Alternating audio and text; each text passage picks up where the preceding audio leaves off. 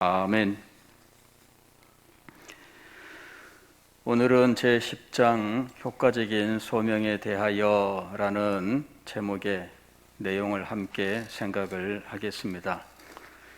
지난주까지 우리는 중보자의 구원 사역에 대해서 생각을 했습니다. 그리고 중보자의 이 구원 사역이 우리에게 적용되기 위해서 하나님께서 우리에게 어떻게 행하셨는지 앞으로 함께 생각을 하겠습니다. 중보자의 구원 사역은 흔히 객관적인 구원 사역이라고 이야기를 합니다. 이것을 객관적이라고 부르는 이유는 우리에게 그 구원이 적용되지 아니하고 중보자 그리스도께서 행하신 사역이기 때문입니다. 그런데 이 그리스도께서 행하신 이 구원의 사역이 우리에게 적용되어서 우리가 실제 구원을 얻는 것은 우리 속에서 일어나는 일입니다. 그래서 우리 속에서 일어나는 구원 사역이라 하여 주관적인 구원 사역이라고 부르는 거예요. 우리 밖에서 이루어진 구원 사역을 객관적인 구원 사역이라고 부르는 반면에 우리 속에서 이루어지는 구원의 사역을 주관적인 구원 사역이라고 부르는 것입니다. 객관적인 구원 사역은 그리스도의 구원 사역을 말하는 거예요. 이분이 성육신으로부터 시작을 해서 낮아지심과 높아지심의 모든 생애를 통하여 이루신 구속 사역을 우리는 객관적인 구원 사역이라고 부르는 거예요.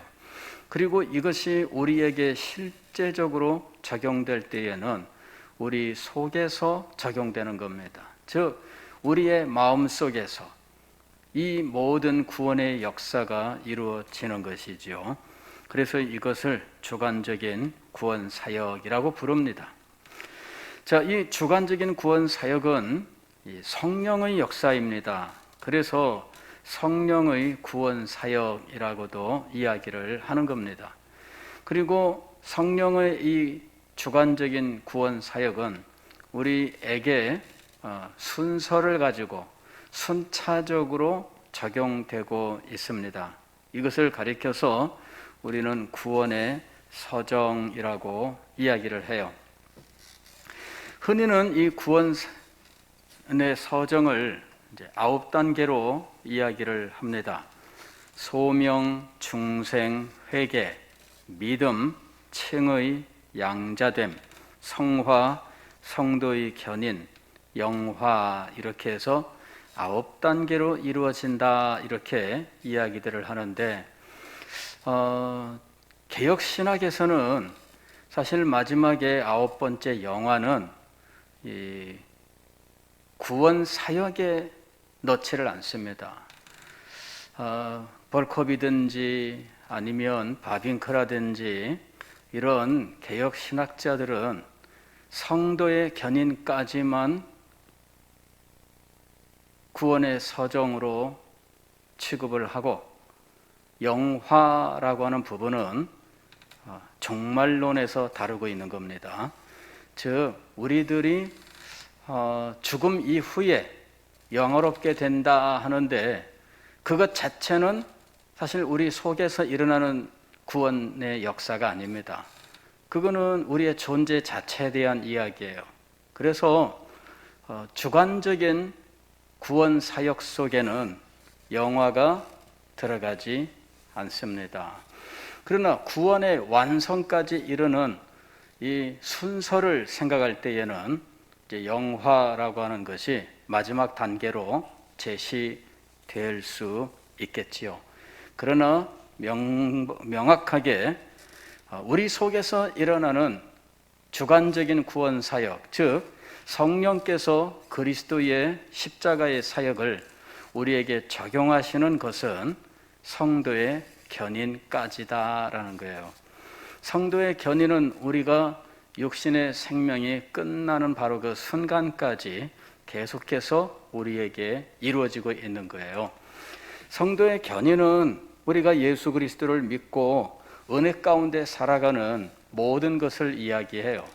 그래서 성령께서 우리 속에서 계속적으로 모든 하나님의 은혜들을 깨달아 알게 하시고 그 은혜에 감동, 감화를 받으면서 은혜 속에서 살아가게 하는 거지요. 우리의 전생에 걸쳐서 일어나는 거예요. 마지막 죽음의 순간까지도 성령께서 우리에게 역사하셔요. 그래서 성도들이 그 죽음의 순간을 은혜로 이기게 하시는 겁니다. 사실 우리가 죽을 때에는 우리에게 어떤 일이 일어나는지 잘 알지 못해요. 두려움이 있는지 어떠는지 살아있는 우리는 잘 몰라요. 임사체험이라고 하는 것을 했던 사람들이 다양하게 자신의 그 죽음의 순간들에 대해서 나중에 다시 살아나서 이러쿵저러쿵 이야기하는 일들이 있지만, 그렇다고 해서 그것이 죽음의 순간에 오는 일로서 틀림없는 일이다라고 말할 수는 없습니다. 자, 어쨌든 하나님의 이 구원 사역은 그리스도의 중보자, 즉 그분의 모든 중보자로서의 사역이 우리에게 적용되고, 그리고 역사의 종말에 하나님께서 우리를 영광스러운 생명체로 영광스러운 곳으로 인도하실 때에 완성되는 거예요. 그러나 우리가 예수 그리스도를 믿을 때 우리에게 하나님의 구원이 이미 이루어지고 있는 것이죠. 그래서 그 과정, 그 순서들을 가리켜서 구원의 서정이라고 이야기를 하는 거예요. 서정이란 말은 순서예요. 순서. 가령 이 서정할 때의 정이란 말은 여정할 때의 말입니다. 그러니까 어느 길을 갈 때 처음부터 끝까지의 전체의 과정을 이 정이란 말로 표현하죠. 그래서 과정, 여정 이런 식으로 표현해요. 그때 이 정자예요. 서라는 말은 순서를 가리키는 말입니다. 첫 번째 순서 할 때의 서자예요. 그래서 구원의 서정 혹은 구원의 순서 이렇게 이야기를 합니다.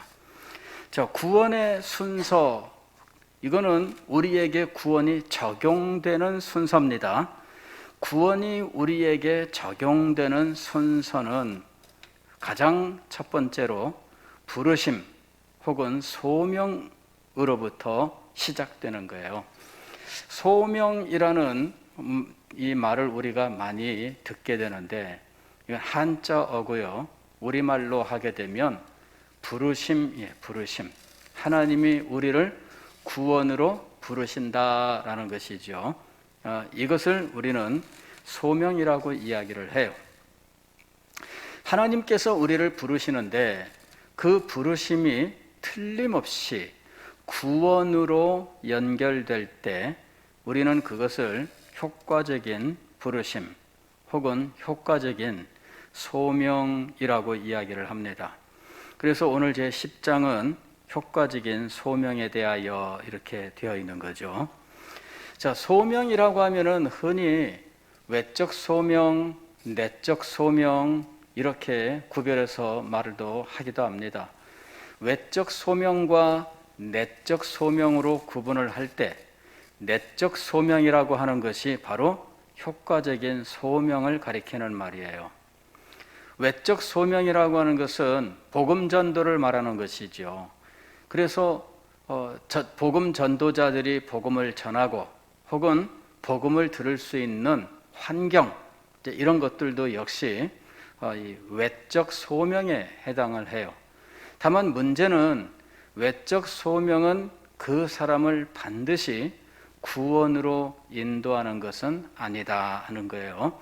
우리가 복음을 전하지만 어떤 사람은 10년에 걸쳐서 수백 번을 전해도 no, 싫어, 아니야 이러면서 버티잖아요. 그러니까 이 외적 소명이 10년에 걸쳐서 수백 번 그에게 임했다 할지라도 그것이 그의 마음속에서 반드시 열매를 맺는 것은 아닙니다. 다만 그 마음속에서 구원으로 열매를 맺는 일이 일어나기 위해서는 외적인 부르심이 반드시 있어야 합니다. 반드시 외적인 부르심이 있어야 돼요. 그래서 우리가 전도해야 되는 이유가 바로 그것입니다. 한 사람의 영혼 속에서 그리스도께서 이루신 구원이 성취되기 위해서는 복음이 전파되어야 하고 전도가 이루어져야 되는 것이죠. 그렇지 않으면 구원이 일어나지 않아요. 가령 우리나라에 복음이 공식적으로 들어온 게 1884년입니다. 그 이전에는 복음이 들어오지 않았어요. 복음이 들어와서 복음이 전파되어야 그제서야 그것을 믿는 사람들이 생기고 구원을 얻게 되는 거잖아요.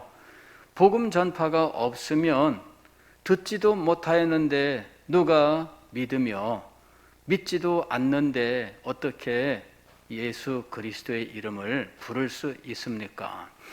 그러니까 복음이 전파되어야만 믿을 수 있는 거예요. 그래야만 그가 예수 그리스도를 자신의 구주로 영접할 수 있는 거죠. 복음 전파라고 하는 외적 소명이 반드시 있어야 하는 겁니다. 외적 소명에는 다양한 환경까지도 다 포함이 돼요. 가령 우리가 흔히 모태신앙 이런 말을 하는데 사실 모태신앙은 존재하지 않습니다. 그 사람이 어머니 뱃속에서부터 믿었다는데 어머니 뱃속에서부터 믿은 것이 아니에요. 어머니 뱃속에서부터 전도를 받은 거죠. 환경 자체가 그 사람이 하나님의 부르심, 즉 복음 전도를 받을 수 있는 환경이에요. 그래서 어머니 태에서부터 교회를 다녔다 이렇게 이야기를 하는데 어머니 태에서부터 전도를 받았다 이렇게 말하면 정확합니다. 그리고 이 사람이 젖먹이 때부터 교회를 다녔는데 아직 이 사람은 예수 그리스도를 믿는 상황은 아니에요. 다만 이런 경우는 있어요. 가령 이 아이가 예수 그리스도에 대한 믿음을 고백하기도 전에 그만 어린아이 시절에 죽는 일이 있습니다. 그럴 때 이 아이는 어떻게 될까? 진정 구원을 받았는가 하는 것이죠. 이 아이는 그냥 어리기 때문에 구원을 받는 것은 아니고 성도의 자녀의 자녀일 경우에 이 아이는 구원을 받았다 이렇게 우리는 믿어요. 그가 구원을 받은 이유는 성도의 자녀로서 은혜 언약의 자손이기 때문에 구원을 얻는 거예요. 그러나 이 아이가 죽지 아니하고 정상적으로 성장했다면 그는 자라는 동안에 부모로부터 혹은 교회에서 복음을 전해받고 예수 그리스도를 자신의 구주로 영접하는 이 믿음을 고백해야 한다 하는 것입니다. 그래야 이 사람에게 구원이 일어나는 거예요. 즉, 이 아이의 성장 과정에 부모의 역할, 그 가정의 환경 이런 것들이 그에게는 외적 소명으로 작용을 하는 것입니다. 자, 이런 외적 소명이 제시가 되고 이런 외적 소명 속에서 그 사람 속에 예수 그리스도에 대한 믿음이 참되게 일어나게 하는 것, 바로 그것이 내적 소명이라고 부르는 거예요. 이것을 가리켜서 웨스트민스터 신앙고백서에서는 효과적인 소명이라고 불렀던 것이죠. 자, 효과적인 소명이 무엇인가? 제1절에서 우리가 한번 좀 더 살펴보겠습니다. 괄호 1번, 하나님은 자신이 생명으로 예정하신 사람들 모두를 그리고 그들만을 자신이 정하시고 인정하신 때에 말씀과 성령으로 그들이 본질적으로 처해 있는 죄와 사망의 상태로부터 예수 그리스도로 말미암은 은혜와 구원으로 효과적으로 부르시기를 기뻐하신다. 길게 말씀하고 있는데 이런 거죠. 하나님은 구원으로 사람들을 부르고 계신다는 거예요. 하나님은 사람들을 구원으로 부르신다. 그런데 효과적으로 부르신다. 반드시 구원이 발생하도록 부르시는 것, 이것을 효과적으로 부르시는 것으로 말씀을 하고 있는 거예요. 반드시 구원의 열매를 맺도록 부르시는데, 반드시 구원의 열매를 맺도록 부르심을 받는 사람들, 이런 사람들은 누구냐 하는 것이죠. 이것이 괄호 1번에 나온 사람들이에요. 자신이 생명으로 예정하신 사람들 모두를, 그리고 그들만을 6번 효과적으로 부르시기를 기뻐하신다. 그러니까 부르심을 받는 사람은 많아요. 예수님의 비유 가운데에서도 청함을 받은 사람은 많다 이렇게 얘기하잖아요. 청함을 받은 사람은 많다. 그런데 진정으로 그 초청된 자리에서 그 초청에 참되게 참여할 수 있는 사람은 적다는 것이죠. 세상의 복음은 수없이 많은 사람들에게 전파가 되었어요. 그러나 그들 가운데에서 구원의 열매를 맺도록 된 사람들은 누구냐 하는 것이죠. 우리 신앙 고백서는 하나님이 생명으로 예정하신 사람들이다 이렇게 말씀하고 있어요. 생명으로 예정하신 사람들, 그 사람들은 한 사람도 빠짐없이 모두 효과적인 부르심, 즉 구원의 열매를 맺도록 부르심을 받습니다. 그리고 이 구원의 열매를 맺도록 부르심을 받는 사람들은 바로 예정된 사람들 뿐입니다 라고 하는 거예요. 그런데 우리는 어떤 사람은 구원에 아직 이르지 못했다면 그 사람은 반드시 멸망을 하는가 하는 것이죠. 우리는 그렇게 말할 수 없어요. 그렇게 말할 수 없고, 그 사람이 구원의 열매를 맺도록 부르심을 받는 시기는 하나님이 정하신 때에 라고 되어 있어요. 이것이 2번입니다. 자신이 정하시고 인정하신 때에, 그때에 그 사람에게 구원의 열매가 맺도록 그를 부르신다는 거예요. 그러니까 어떤 사람은 복음을 받기는 20년 전에 받았어요. 20년 동안 아니야 그러다가 20년 만에 오 주여 하고 이 사람이 돌아오는 거죠. 그럼 20년 동안은 거부했어요. 20년 동안은 이 사람이 구원받지 못했어요. 열매를 맺지 못했어요. 그러나 외적인 부르심은 계속 임하고 있었던 거죠. 그런데 하나님이 정하시고 인정하신 때에, 즉 그 사람에게 가장 적절한 때에 하나님의 부르심이 효과적으로 임하게 된 거예요. 어떤 분은 저한테 그런 고백을 했어요. 연세가 많으신 분이었는데, 목사님, 참 제가 지금 와서는 얼마나 후회하는지 모릅니다 이러시면서 자신이 젊은 시절에 복음을 받았는데, 그러나 하나님을 믿지 않고 예수님을 믿지 않고 거부하면서 살았대요. 그렇게 살았던 삶이 40년, 50년이에요.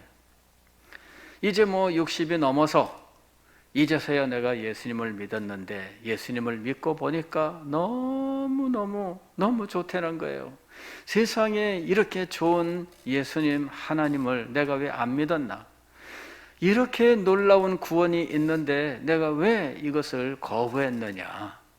그래서 후회한다는 거예요. 자신이 좀 더 일찍 믿었더라면 얼마나 좋았을까. 좀 더 일찍 믿었더라면 자기가 교회에서 많은 일을 감당하고 참 충성하면서 살았을 텐데 이렇게 늙고 나니까 돈도 없지요, 시간도 없지요, 힘도 없지요. 난 이거 정말 하나님께 구원의 은혜는 받았는데 아무것도 보답할 수 없습니다. 그것이 너무너무 괴롭습니다. 이렇게 말씀을 하시는 거예요. 참 그 말씀을 듣고 보니까 참 놀라운 것이죠. 예. 그러면서 이분은 한 살이라도 어릴 때 구원을 받고 참 하나님을 섬기는 것이 얼마나 복된 것인지 모르겠습니다. 이렇게 이야기를 하는 거예요. 사실 맞습니다. 사실 맞아요. 어떤 사람은 이렇게 이야기를 합니다. 가장 복되고 지혜로운 것은 그저 사는 동안 자기 마음대로 살다가 죽는 그 순간에 예수님 탁 믿고 천국 가는 거래요. 그 얼마나 절묘해요. 그죠? 예. 젊어서 힘있고 그럴 때 그때는 자기 마음대로 살아. 이 세상에 이 모든 것들을 자기 마음대로 즐기며 살다가 죽을 때 그 임박해서야 예수님을 믿고 그리고 구원받고 천국 가면 최고 아닙니까? 이러더라고요. 그래서 가만히 생각해 보니까 야, 이거 세상 사람들의 경우에 정말 그걸 최고 지혜롭고 복된 삶이라고 생각할지도 모르겠다 하는 생각을 했어요. 과연 그럴까요? 과연 그럴까요? 그분은 죽음의 순간에 예수님을 믿고 천국 가면 최고라고 생각하는데 그런 생각 자체가 벌써 잘못된 생각입니다. 이거는 구원을 순전히 이기적인 것으로만 생각하는 거예요. 그래서 자기가 좋은 것만 날름날름 빼먹는다 하는 것이고요. 자기가 볼 때는 세상도 좋다는 거죠. 세상은 좋고 즐길 것 다 즐기고 누릴 것 다 누리고 천국까지 쏙 빼먹자 이러는 생각이잖아요. 제가 그래서 그분한테 이야기를 해줬어요. 죽는 순간에 정말 그 사람이 예수님을 진정으로 자기의 구주로 영접했다면 구원을 받는 것은 맞습니다. 그러나 사는 동안 그가 예수님을 믿고 주의 은혜 가운데 살아왔었던 그 복된 삶, 그 기쁘고 영광스러운 삶에 대해서는 알지 못합니다. 그분은 세상의 것들을 누리고 즐기는 것이 자기는 가장 좋은 것이라고 생각했기 때문에 다 누리고 죽는 순간에 예수 믿고 천국 가면 최고라고 생각했는데 알고 보면 세상의 것을 누리는 것보다 하나님의 은혜 아래서 살아가는 삶이 더 복되고 즐거운 거예요. 그것을 이분이 어찌 알겠습니까? 그걸 모르기 때문에 그렇게 얘기한 거죠. 예수님 안에서 믿음으로 살아갔던 평생의 삶이 얼마나 복되고 영광스러운 삶인지 몰라요. 그것을 깨닫고 주의 은혜 가운데 살아가는 세월이 길면 길수록 은혜 아래서 살았던 그 세월이 길면 길수록 그는 더욱더 복되고 영광스러운 거예요. 그래서 한 해라도 더 일찍 예수님을 믿고 은혜 가운데 살아가는 것이 복되고 영광스러운 것입니다. 그걸 미루면서 세상의 것들을 다 누리고 즐거워하다가 죽기 직전에 예수 믿으면 최고다라고 생각하는 것은 주님의 은혜 가운데 살아가는 삶이 얼마나 복되고 영광스러운 것인지를 알지 못하기 때문에 하는 말입니다. 자, 하나님은 자신이 정하시고 인정하시는 때에 예정하신 사람을 구원으로 부르셔요. 그래서 그가 예수 그리스도를 믿게 하시는 거지요. 그 때가 언제인지는 우리가 알지 못합니다. 사실 우리가 참 그 자녀들을 위해서 기도합니다마는 우리의 생각으로는 좀 더 빨리 그런 일들이 일어나기를 소망합니다. 그러나 우리의 생각대로 빨리 이루어지지 않는 일들이 참 얼마든지 있을 수 있습니다. 그럴 때 우리는 하나님께서 정하신 그리고 하나님이 인정하신 때가 가장 좋은 때다라고 하는 사실을 믿어야 됩니다. 우리는 어떤 분의 구원을 위해서 기도할 수 있습니다. 그런데 언제 그분에게 하나님의 구원이 효과적으로 임할지에 대해서는 알 수가 없지요. 빨리 일어나기를 원하지만, 그러나 빠르게 일어나는 것도 좋지만 하나님이 정하신 때에 일어나야 그것이 참되다라고 하는 사실을 믿고 하나님께 전적으로 맡겨야 한다는 것입니다. 하나님께서 예정하신 사람은 반드시 하나님이 정하신 때가 되면 하나님께서 효과적으로 구원의 열매를 맺도록 부르시는 것입니다. 자, 그럴 때 하나님이 사용하시는 방법은 무엇이냐? 이것이 3번입니다. 말씀과 성령으로입니다. 말씀과 성령으로. 즉, 말씀을 성령께서 우리의 마음속에 적용을 하셔요. 하나님의 말씀 없이 우리에게 구원이 일어나는가?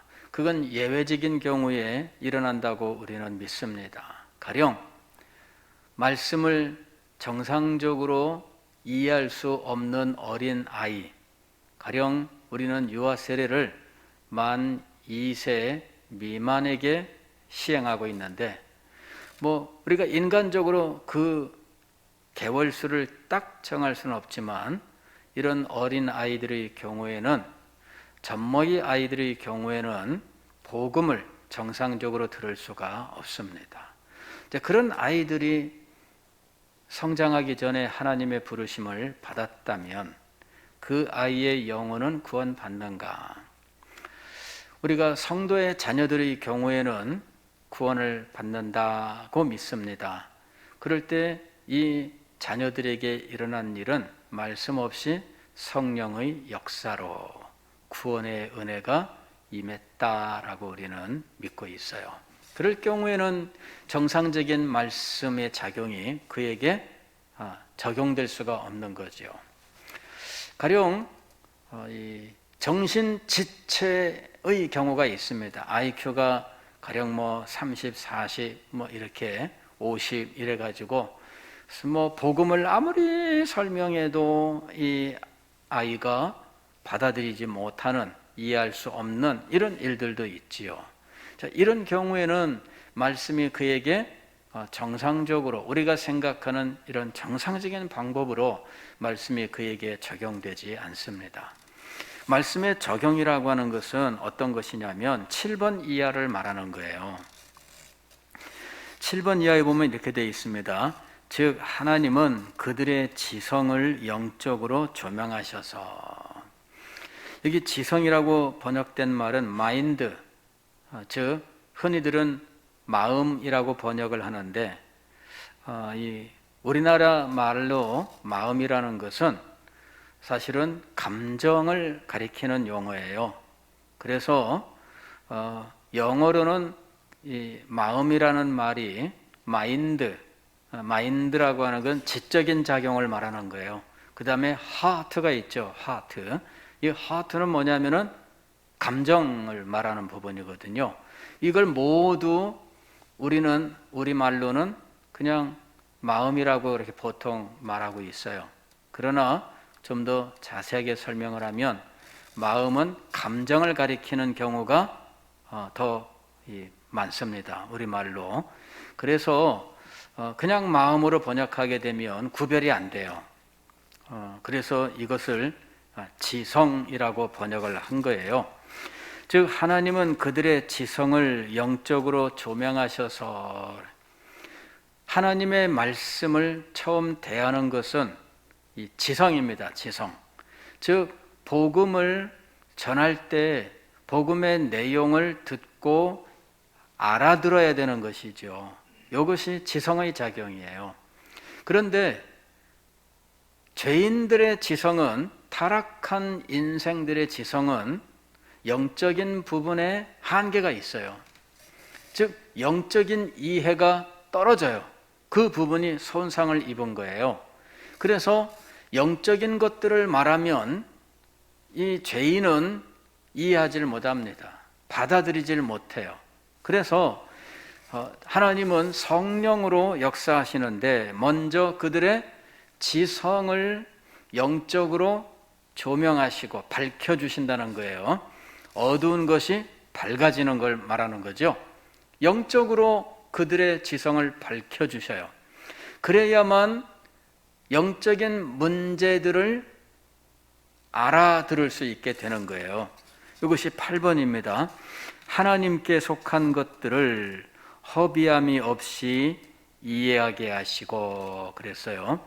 이게 허비함이 없이라고 한 것은 영어로는 savingly라고 되어 있는데 savingly란 말을 흔히는 구원적으로 이런 식으로 번역을 해요. 근데 구원적으로라는 말이 우리말에는 없어요. 구원에 이르도록 뭐 이런 정도인데 saving이란 말이 실상은 절약하다, 또 아끼다, 뭐 낭비하지 않다, 이제 이런 말들입니다. 그리고 구원하다, 뭐 이런 의미도 있어요. 그러나 오히려 이 saving이란 말은 절약하고 아끼고 낭비하지 않고 하는 의미가 더 많아요. 여러분들도 왜 그런 말 하잖아요. 세이브 했어. 이번에 세이브 얼마나 됐어? 뭐 100만 원 세이브 했어. 뭐 이런 식으로 우리가 사용하잖아요. 그거는 절약했다는 말이에요. 낭비하지 않고 허비하지 않고 오히려 남겼다는 말이죠. 자, 성령께서 우리의 지성을 영적으로 밝히시면 하나님에 관한 것들 이랬는데, 하나님께 속한 것들 그랬는데, 이건 뭐냐면 복음이에요. 그리고 하나님에 대한 모든 지식들이죠. 이런 것들을 하나도 남김없이 깨닫게 한다는 거죠.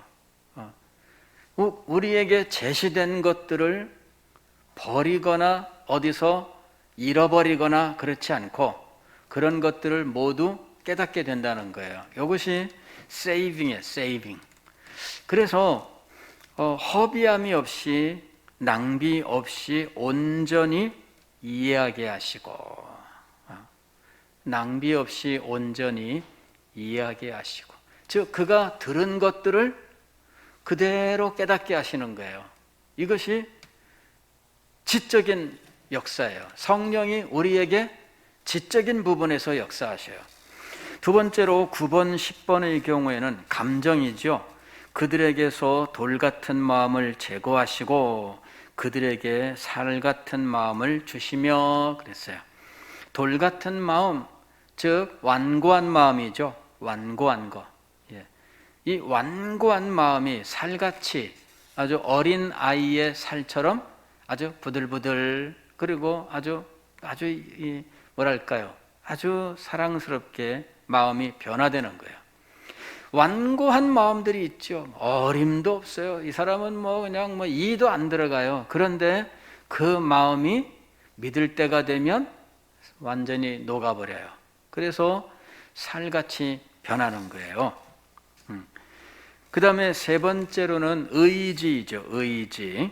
그들에게서 11번 그들의 의지를 새롭게 하시고 자신의 전능하신 능력으로서 그들이 선한 것을 향하여 결심하게 하셔서, 결심하는 거죠. 결단하는 것이죠. 그래, 내가 이제 예수님을 믿을 거야.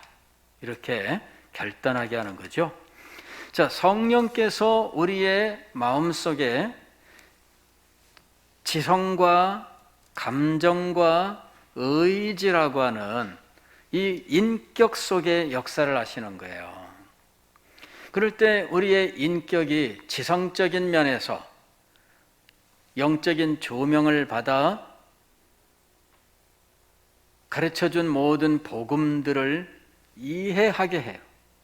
이게 지적인 작용이에요. 그 다음에 그 깨달은 것들을 통해서 우리의 이 마음이 완고했던 마음이 부드럽고 온유하게 되는 거예요. 그래서 하나님께 대하여 원망하고 어림도 없어 하던 마음들이 하나님 감사합니다 이런 마음으로 변하는 거죠. 그 다음에 복음의 약속들을 향하여 결단하게 하는 거예요. 회개하여 예수 그리스도를 구주로 영접하라. 이 부르심과 결단의 촉구에 응답을 하는 거죠. 이것이 바로 의지에 해당하는 부분이에요. 즉 우리의 인격에는 이런 요소가 있어요. 이런 면이 있어요. 지적인 면이 있고 감정적인 면이 있고 의지적인 면이 있어요. 그러나 이것이 모두 하나의 인격 속에 이것이 하나가 되어 있는 거예요. 예, 요 모습들이 우리에게 역사하는 거죠. 반드시 지정의라고 하는 순서로 나타나는가? 그렇지는 않죠.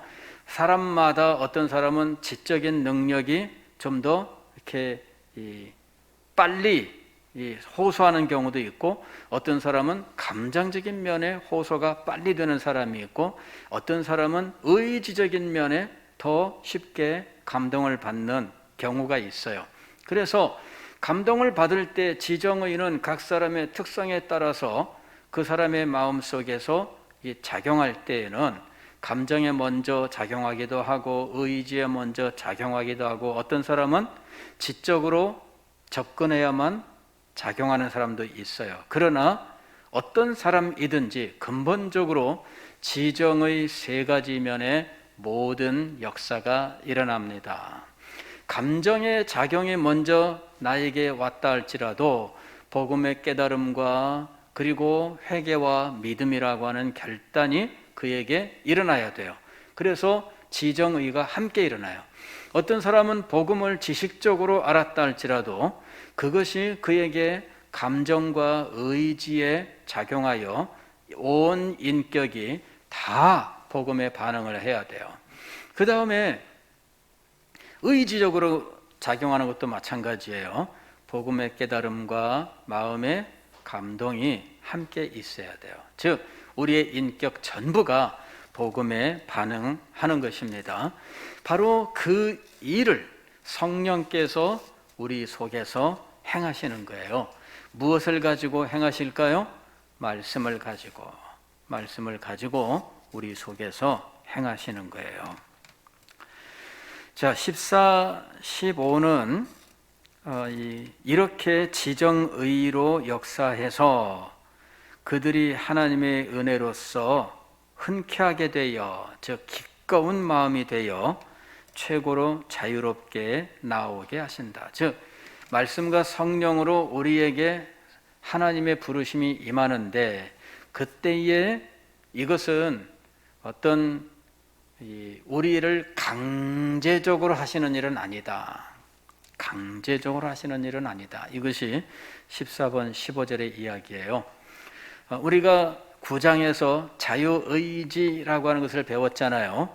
자유의지, 하나님께서는 우리가 하나님께 순종하되 자유의지를 가지고 자유롭게 하나님께 순종하게 하셔요. 즉 인격적으로 하나님 앞에 순종하게 하신 거예요.